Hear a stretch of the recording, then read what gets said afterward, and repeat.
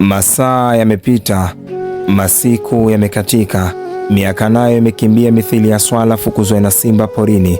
Leo tena naweka alama katika kitabu cha historia ya maisha yangu. Happy birthday to me.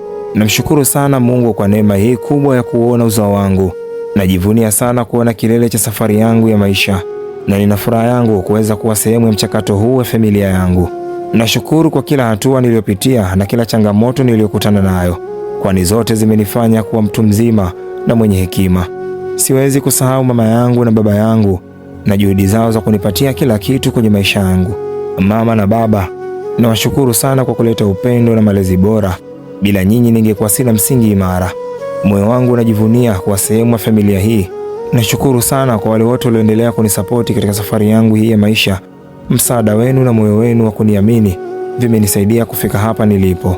Mola wabariki upendo na mafanikio. Kila mmoja wenu ni sehemu muhimu wa mafanikio yangu. Leo ni siku ya shukrani. Ninamshukuru kila mmoja kwa mchango wake kwangu. Mungu awabariki na wape neema katika kila hatua. Happy birthday to me, Zanzibarizo Voice. Bila kuchoka wanangu, mchaka mchaka.